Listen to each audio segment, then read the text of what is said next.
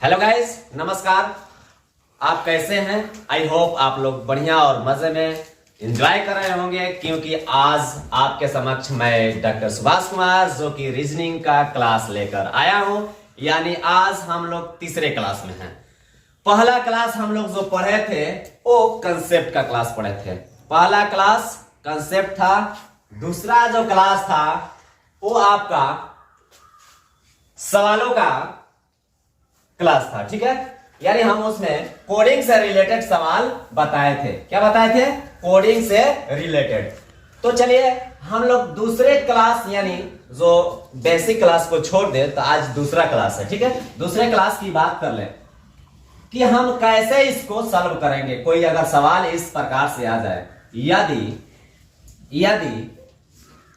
किसी, ध्यान देने वाला बात है, यदि किसी यदि किसी सांकेतिक भाषा में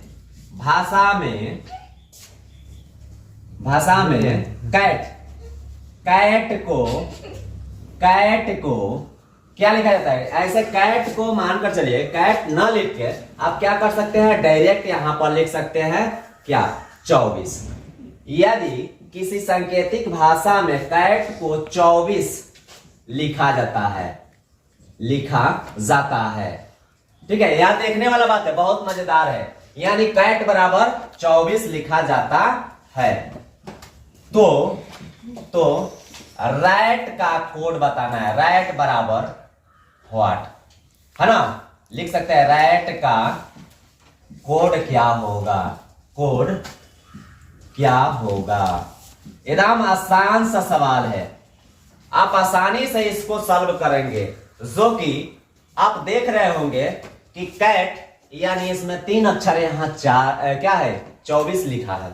कुछ कंफ्यूजन, कुछ हजम नहीं हुआ गुरुजी, तो हम क्या करेंगे इसको? तो करना क्या है बउआ, हम आपको पहले ही बताए थे कि ऐसे सवालों को अगर सॉल्व करना है, ठीक है, हमें केवल टाइप बताएंगे आपको। टाइप अगर टाइप आप पकड़ते हैं तो प्रैक्टिस सेट का आप धुआं उड़ा देंगे, एकदम धूरा झाड़ देंगे।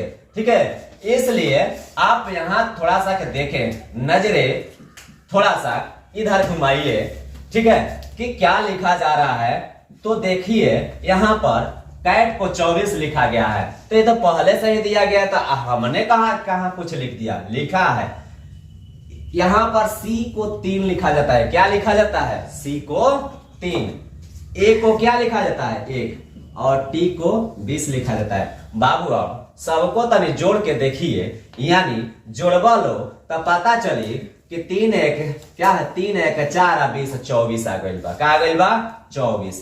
तब तारा लोगन के दिमाग खुलल हुई बाबू कि बताओ कि राइट के क्वेश्चन लिखल जाए।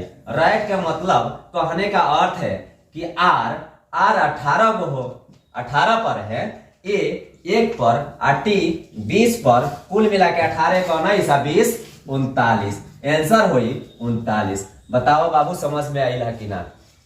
ऐसा क्वेश्चन के बनावे खातिर पूछो ना, एबीसीडी जो हम बताए थे आपको, यानी समझाए थे, ठीक है, एबीसीडी जो आपको बताए थे या समझाए थे, तो कोड जो उसमें किए थे, तो बहुत सारे बच्चा सोच रहा होगा कि गुरुजी ये क्या बचपन वाला पढ़ाई पढ़ा रहे हैं। तो बउआ आज स्पष्ट यहां पर समझ में आ रहा होगा कि अगर हम पहले से याद कर लिए होते एबीसीडी का कोड, तो अभी गुरुजी के बनाने के पहले हम जवाब दे देते।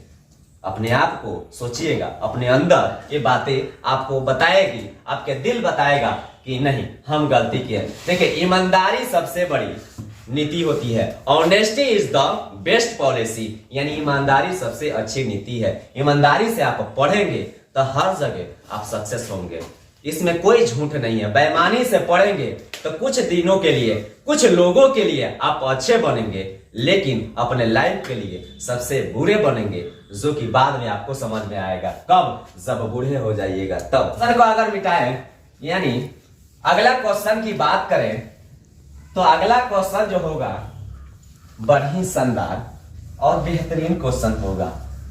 शायद आप मेरे क्लास में जुड़े रहेंगे तो मजा तो अबे करेगा और क्लास भी आपको क्लास की तरह होगा और जिंदगी उज्जवल हो जाएगी।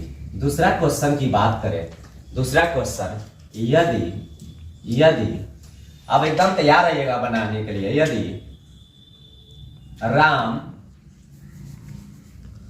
RAM बराबर क्या लिखा जाता है, तो ध्यान दीजिएगा RAM बराबर 32 लिखा जाता है, 32। तो एकदम शॉर्ट में आप क्वेश्चन कर देते हैं, इस क्वेश्चन को हम लोग चेंज करते हैं, है ना। RAM बराबर 32, तो है ना, तो बताना है सीता का कोड आपको क्या होगा, जल्दी से बताना है सीता का कोड। यानी सीता बराबर व्हाट, राम बराबर 32 तो सीता बराबर कितना, ठीक है। तो देखिए यहां पर R डायरेक्ट यहां पर लिखते हैं RAM, तो आप लिखेंगे R 18 प्लस A1 M 13, तो बताइएगा 19 32। तो सीता की जहां तक बातें करें, इस 19 पर आता है, क्या होता है 19 पर। I आपका कितना पर आता है, तो 9 पर आता है। T कितने पर आता है, 20 पर। A 1, ठीक है। 19 1 20 20 20 40 9 49, आपका आंसर होगा 49। इस तरह से आसानी से क्वेश्चन को आप सॉल्व कर सकते हैं, ठीक है।